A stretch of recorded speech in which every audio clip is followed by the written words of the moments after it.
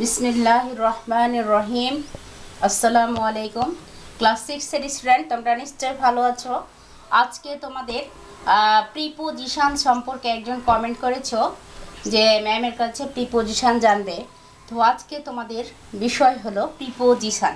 ওকে, preposition জিনিসটা আমরা কি সেটা বুঝবো আজকে। What means preposition? আচ্ছা, প্রিপোজিশন বলতে আমরা কি বুঝি? প্রি শব্দের অর্থ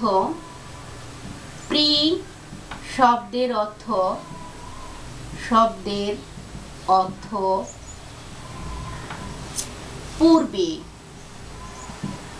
পূর্বে।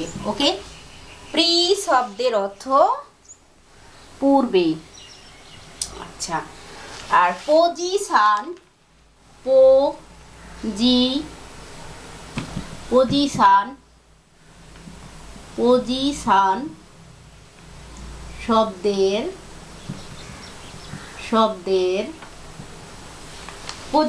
শব্দের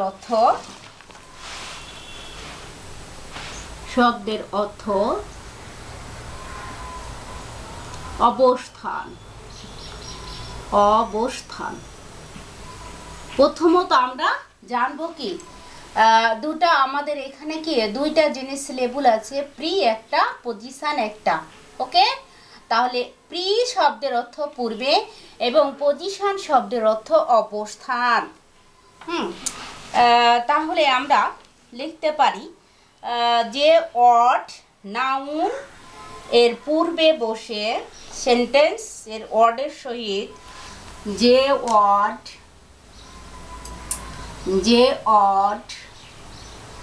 নাউন এর পূর্বে বসে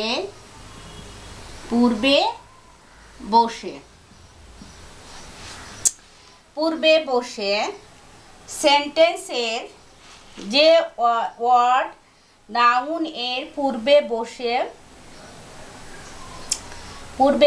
সেন্টেন্সের ওয়ার্ডের সহিত সম্পর্ক স্থাপন করে। যে ওয়ার্ড নাউনের পূর্বে বসে সেন্টেন্স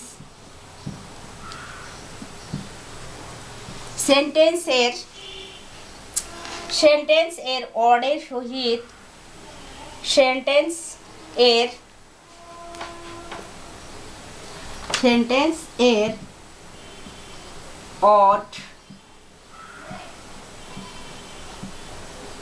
সেন্টেন্স এর ওয়ার্ডের সহিত সম্পর্ক স্থাপন করে।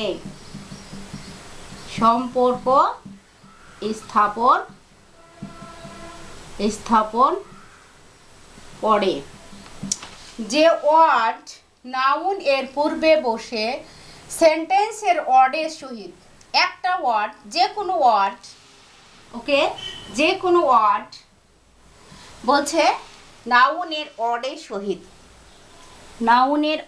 সহিত সম্পর্ক স্থাপন করে, তাকে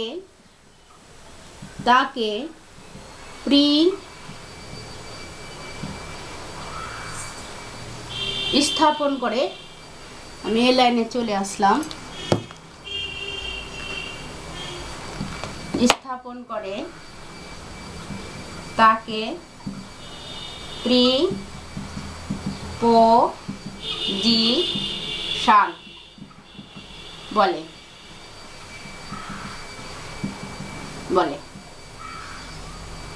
আচ্ছা, এখন দেখো, প্রি শব্দের অর্থ পূর্বে, পজিশন শব্দের অর্থ অবস্থান। সংজ্ঞাটা এটা, এই যে হোয়াট মিন্স প্রিপোজিশন দিয়ে দিয়েছি আমি। তাহলে এইটা হলো আমাদের কি, এখান থেকে এটুকু হলো এটা অবস্থান বুঝালাম। তারপর যে ওয়ার্ড নাউনের পূর্বে বসে সেন্টেন্স এর ওয়ার্ডের সহিত সম্পর্ক স্থাপন করে তাকে প্রিপোজিশন বলে। এ হলো প্রিপোজিশনের সংজ্ঞা। এবার আমি একটা তোমাদের উদাহরণ দিয়ে দিচ্ছি, যেটা কেমন করে তোমরা বুঝবে প্রিপোজিশন। আচ্ছা, দি বুক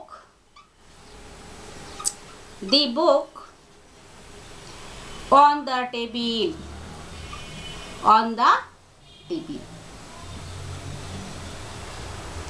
এটা একটা কি, এখানে দেখো প্রিপজিশন কোনটা, এই যে এই হলো প্রিপজিশন। এখন দি বুক, বুকটা কি অবশ্যই একটা ওয়ার্ড এবং অবশ্যই নাম, নাউন।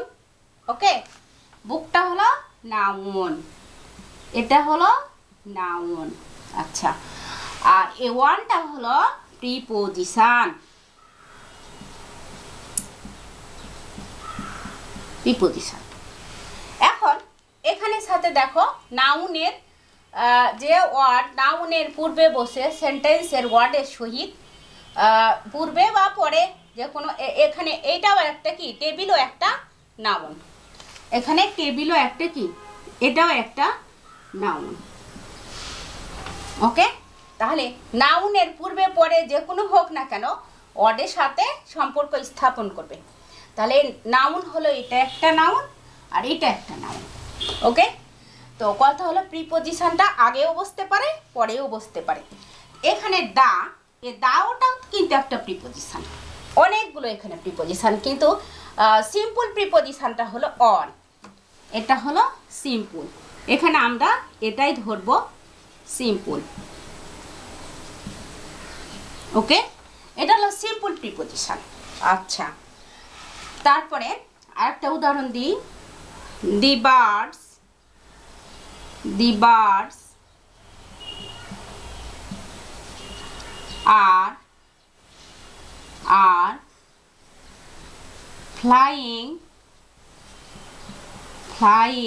মানে উড়তেছে, flying in the sky, in the sky।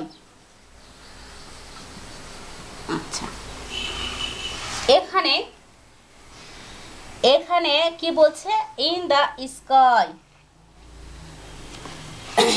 এখন দেখো the birds are flying in the sky, birds তো অবশ্যই নাউন, সে কি করছে, এটা হলো ভাত, এটা হলো ভাত, ফ্লাই উঠছে বি ভাত, এটা হলো বি ভাত, আর এটা হলো কি অবশ্যই ভাত। আচ্ছা, আর এটা হলো নাউন, নাউন। আর প্রিপজিশন এই হলো ইন, এটা হলো প্রিপজিশন।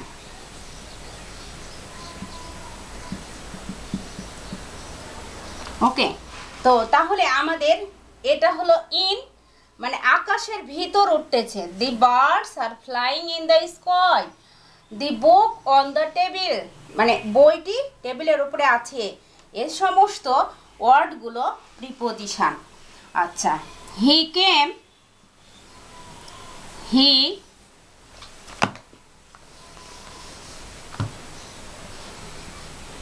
he came সে এসেছিল, at কি হোম বাড়ি এসেছিল, came home yesterday, came at home কতটার সময়, 10 AM। আচ্ছা, 10 AM, এটা 10 যখন বাজে সকাল 10টা তখন সে বাড়ি এসেছিল। এই এয়ারটা হলো প্রিপজিশন, প্রিপজিশন। তো তোমরা প্রিপজিশন অবশ্যই একটা ইম্পর্টেন্ট জিনিস, প্রিপজিশন প্রত্যেকটা বাক্য দেখলেই তোমরা বুঝতে পারবে যে প্রিপজিশন কোনগুলো। এর কারণ প্রিপজিশন অন, অ্যাট, ইন, তারপরে ওপর ক্লাসে আরও তোমরা জানতে পারবে। ক্লাস 6-এ সাধারণত যে সমস্ত জিনিসগুলো ব্যবহার হয় মানে সিম্পল জিনিসগুলোই তোমাদের জানা দরকার। এখানে আমি লিখে রেখেছি সিম্পল। তো তোমরা একটাই জিনিস বুঝবে, এখানে বলা আছে পূর্বে পরেও হতে পারে, যেহেতু এটাও নাউন, নাউনের পূর্বে এটা বসেছে, এটাও একটা নাউন, এটাও একটা নাউন, কিন্তু কি করছে একটা বাক্য কি সম্পর্ক যুক্ত করছে। অতএব the birds are flying in the sky, এখানে আবার ভিতরে আকাশের ভিতর উঠতেছে, ওপরে না ভিতরে। হি কেম অ্যাট হোম 10 AM, কতটার সময় সে বাড়িতে এসেছিল, অ্যাট, এখানে অ্যাটটা হলো প্রিপজিশন। তো আজকের মতো এ পর্যন্তই। তোমরা ভালো থাকো, সুস্থ থাকো, আমার চ্যানেলগুলো দেখতে থাকো। ওকে, থ্যাংক ইউ ভেরি মাচ।